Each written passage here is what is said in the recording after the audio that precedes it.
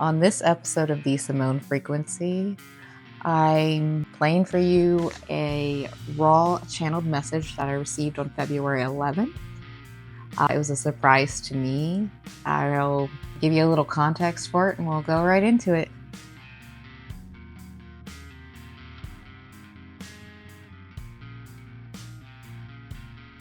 The other night, February 11th, I was asked to put out a raw unedited channel in deep in theta, which means I don't remember anything I said, unlike when I channel in alpha.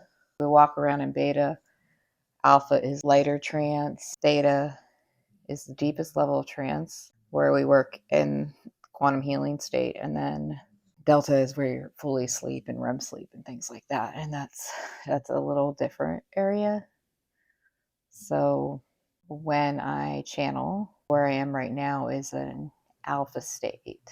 I can channel and do mediumship and oracle reading in the alpha state, but when I'm aligning to the frequency, my frequency, to be able to understand what I'm hearing, that works better if I drop into theta. I hope I'm getting the scientific terms right, but if I do that, I can't remember what I'm saying, and so I always have to go back and listen to it too. And I think the idea of not remembering what I'm saying, and because I'm so conscious about not wanting my words to get twisted or used in the wrong way, it's kept me from saying anything at all. And I'm finally realizing I am part of my work as a oracle, as a channeler here in this time right now, is to be that messenger regardless of hello Persephone, regardless of whatever else is going on. And so I'm going to keep doing that. So I was asked to put out immediately an unedited version, including some automatic typing,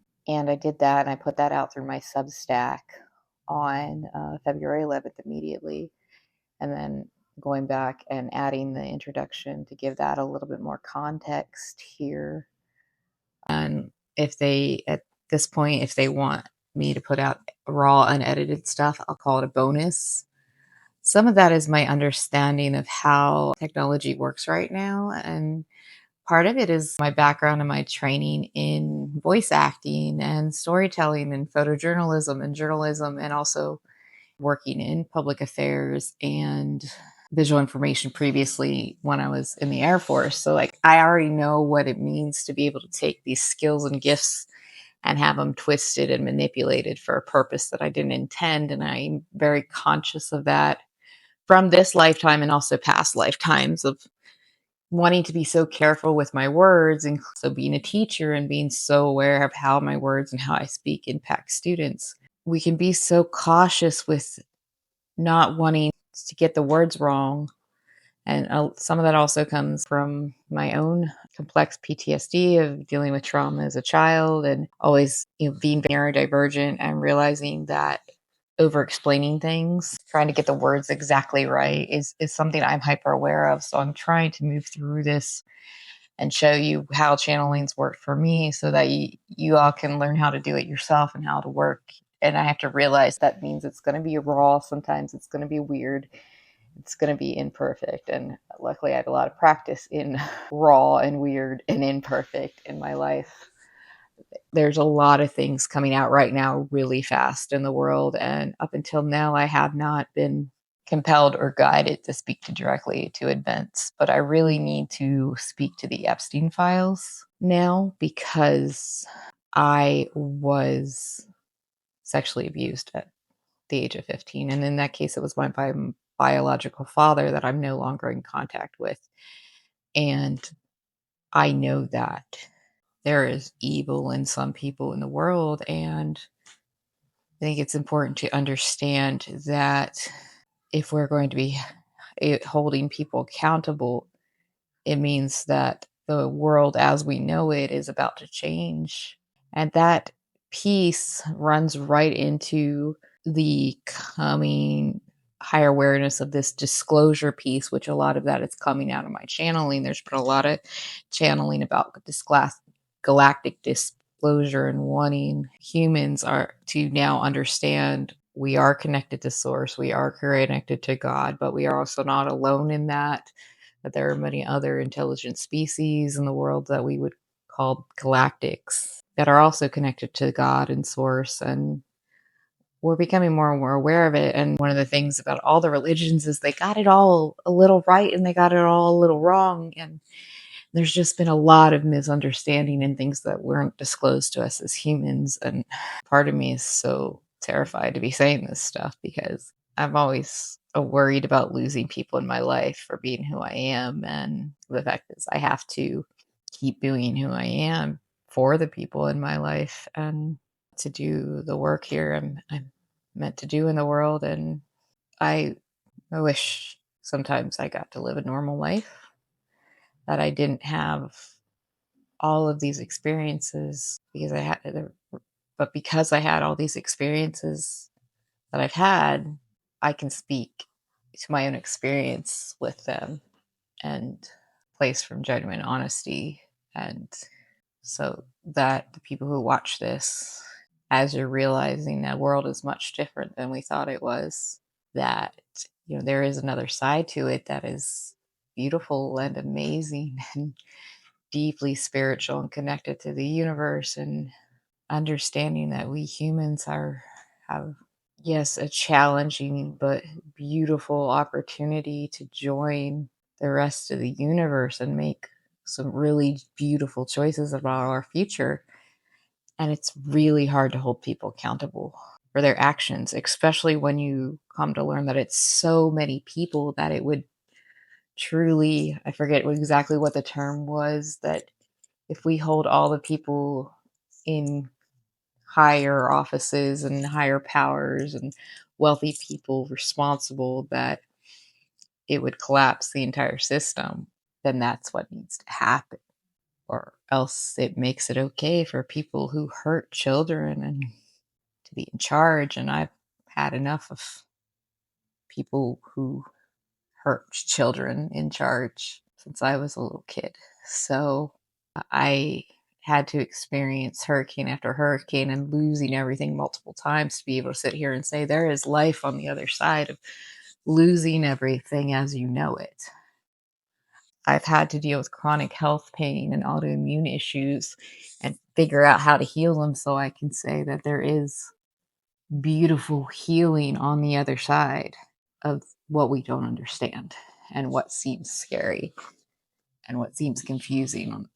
And I think it's important to know that if we're willing to step forward, even though we're afraid, then we get to have help if we ask for it. We don't have to figure it all out by ourselves. Individually, man, how hard is that to learn as humans? I know I still suck at thinking I have to figure it out all by myself, and not being able to ask for help sometimes. And that's part of going through our own valley of shadows and praying for help for the people who walk alongside of us. I don't care what background you're from. There's the stories of angels and helpers and miracles showing up, and all of that is true. And what if all of the stories that we were told, all the indigenous polytheistic stories and earth-based stories that we're lucky to still have, what if they all have truth in it as well? And every story that has been forgotten over time as cultures are overridden and disappeared and assimilated and forced conversion and colonized, what if they all had truth in it? Because there's multiple stories going on. My friend told me recently that the story of Adam and Eve, some people don't read into it enough to say that's what was happening when it was inside the garden. Never said there wasn't other things happening outside the garden. So if we can open our mind to all of these stories, then we realize that what feels like a scary time, we don't have to experience all alone. We don't have to go through it all alone without help. There's help out there if we ask for it. And it's the prayer, dear God, Mother, Father, God, universal consciousness, galactic center, source, Allah, Great Spirit, whatever term you want to put on it, send us help in whatever form a visitor you can. Send to us. Send us angels. Send us galactic cosmic help in whatever form it takes, and help us to step forward without allowing us to be consumed by our fear. We can step forward afraid. We can step forward with love while being afraid. We can hold the tension. We can do what's hard to reach the other side. When everything feels overwhelming, help me ground my feet deep into the center of Mother Earth. Help me grow, reach through the sun to the galactic center of Source, O Father God, Mother God, Great One Deity, at which they all call you, Sophia, Wisdom. Help us all realize in our beautiful uniqueness, the diversity that is wider than we can even have imagined, how beautiful that is, and how connected we are through the web of existence, then, now, and always. The raw channeled message of February 11th, which I'll play just as the voice recording as what I did, and you'll hear it exactly as it was, unedited as they requested. I'm not in the mood to set up everything and get all the lighting together, so I'm just going to record this and see whatever happens with it. I have asked Simone to kind of do a state of the human planet right now sort of message, and kind of like what's going on and about everything. And honestly, even the thought of processing it all exhausts me. So maybe I can learn that one of the gifts of channeling now is that I can send the message without it exhausting me, because I can just trust that they will make the message heard by who needs to hear it, and I don't need to be so precious with my words. That's been a really hard lesson for me to learn as a channeler and someone leaning into my gifts of oracle as a mystic, is allowing myself to trust what they're saying. If I can't trust what they're saying, how can any of you trust what they're saying? And so on that, I asked Simone, my guides, to come in, and I trust what you have to say here, and I'm going to go into the deep trance and keep the phone recording. It is stable. It will not go anywhere. I'm talking into the, so she does not have to worry. This is always easier when there's someone else to help her with the filming of these, but she does not have anyone right now. And because she is human, her appearance on camera is still important to her, and that is okay. It is okay to want to look lovely in these photos and as bright as you are, because what you are doing is scary and it is kind of armor. And we understand that. So what we say to you now is, Trish, that you should just allow this podcast to occasionally exist as a subpar recording that you don't like purposely polished, because you've been given all these gifts in life of photography, of audio, so you can know how to do it properly with the least amount of tech possible and edit it in the audio enough to make it sound good. So stop worrying about what we have to say and relax into it. That is our message for Trish, that we're going to insist she let all of you hear, because part of this work in this podcast is that you go through this with her as an unpolished young psychic in her gifts.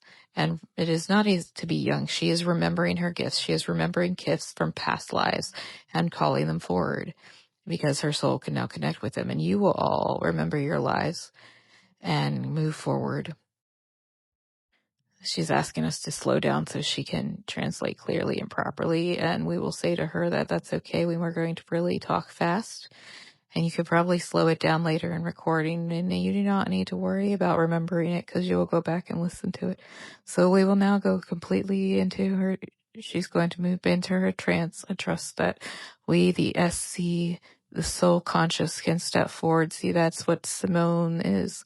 Simone is her soul consciousness, her highest self, and all the conglomerate of all the things of all her life. I am Simone. And occasionally I can step aside and let other messengers come through directly, as long as they vibrate about 460, 80 to 586 hertz.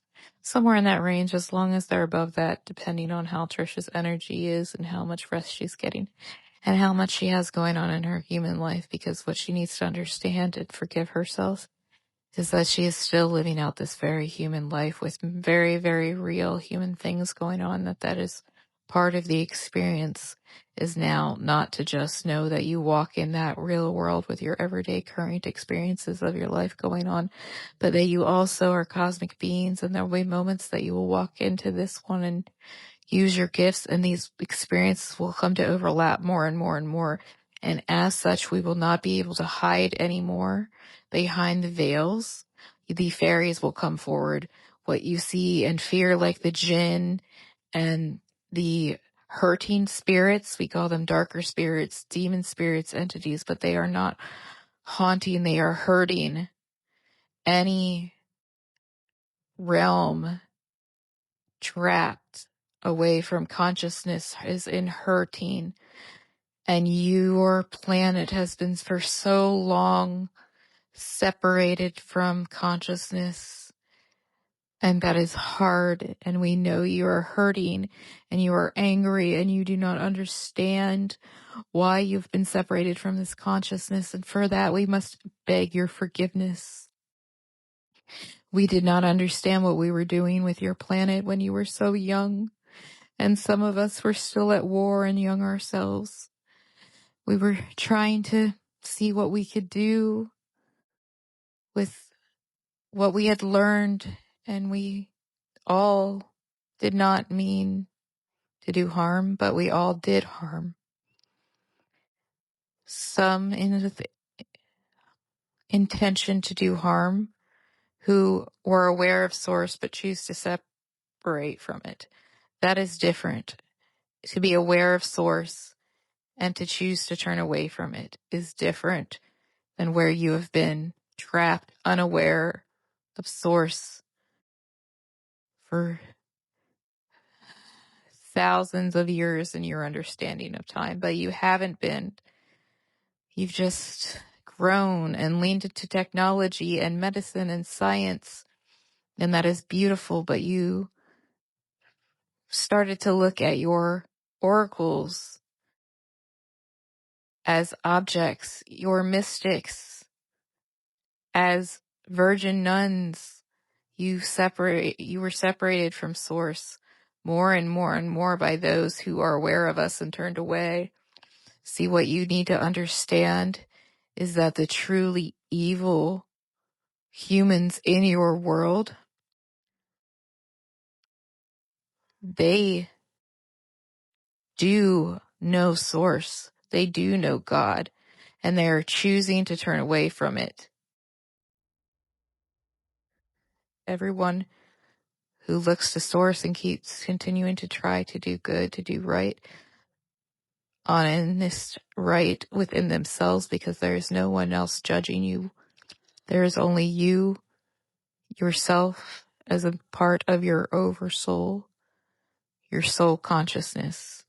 The part of your soul that is on earth that has forgotten your oversoul is remembering now. And people are waking up and they are saying, no, we will not have an earth like this anymore. And what we must remember is when we as a collective consciousness start to create a new earth, the old earth, it doesn't disappear, it doesn't dissolve. It is much more like birth. Your earth, your planet is birthing the new earth. And it is coming through with blood and pain and tears and sweat. And we are helping you with the help of the consciousness of soul, the sun. Your earth and your sun are conscious beings. And they are giving you a new planet to live on, a new earth. And so many of you will not be aware of it for so long that you're already in it. that you are going to start coming in aware. You will have personal one-on-one disclosure experiences that you will not be able to understand. And it will happen to so many of you that it'll become undeniable. And the people that will call you crazy will just begin to fade away. There'll be less and less people willing to believe the lies, the greed. They will refuse to leave their masks on anymore. They will refuse to blind themselves because staying blind hurts more than being brave. And that is how you raise your consciousness, with courage and bravery and love and righteous anger that does not create more harm. For righteous anger comes from a place of love. It does not do more harm. It does not spill more blood unless it is the blood of life. And by the blood of life, please do not misunderstand that there is any indication in here that this is talking about that humans must bring life into the world in a traditional sense of the word of birth. But we are talking about the birth of ideas. That birth is a metaphor. It is not meant to be taken so literally. Know that the soul will never, ever, ever inhabit a human body that is not going to walk on the earth. You might be confused on how that happens, but I promise you this soul does not suffer in an unborn child. And we understand that this would be a very political, polarizing statement. The soul, it enters through the heart, but it is not the heart itself. The soul lives through the heart, but it is not the heart. The soul transcends the heart. Whether you are on earth, incarnate here, or incarnate somewhere else, or in heaven, you are still a soul. And the only hell we put ourselves in is the ones, and we say we because all of us up here, galactics, we have all put ourselves in our own hell at some point, in one incarnation or another, at some point in what you would call time. And we fear getting any more complex than this, and that Trisha's tolerance for this is not going to stay, so we will not stay longer. We will tell her to put this out now as some sort of mini cast or whatever she wants to call it. Mini cast from the macroverse, the Simone frequency, quick frequency, spontaneous frequency, whatever you want to call it. Okay. So now we're having a conversation with Trish back and forth. Sorry. It's, it all takes place internally. So the thing that's tricky about being an oracle is knowing when it's okay to let someone speak for you.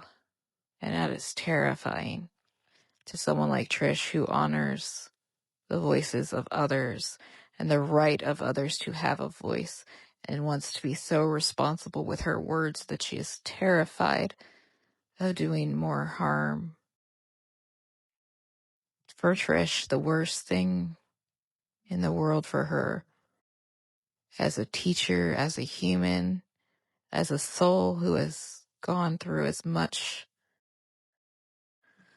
hard lessons as her soul has gone through, the last thing she ever wants to do is do harm with her words. That is the end. Holy, I'm trying to swear less, believe that or not. But that was a really cool experience. I got to go back and listen to this one, and I'm just going to put it out raw and unedited. Thanks for joining me on this week's episode of The Simone Frequency, a channel podcast for the new earth, with me, your host, Trish Simone Wild. Follow, like, and link up with me at sassybonesep.com. I'm also available one-on-one for channeled work as a well-being coach. I can work with you on intimacy and connection, mediumship, property work, working through your own spiritual direction and soul growth as we're trying to keep up with the change of frequency here on the new earth. Check out all my services and you can sign up right through my website. Email me if you have any questions. I also do a range of arts integrated healing practices, workshops, artist in residency, and writing. Check out everything at sassybonesep.com and let me know how I can help, how we can collaborate.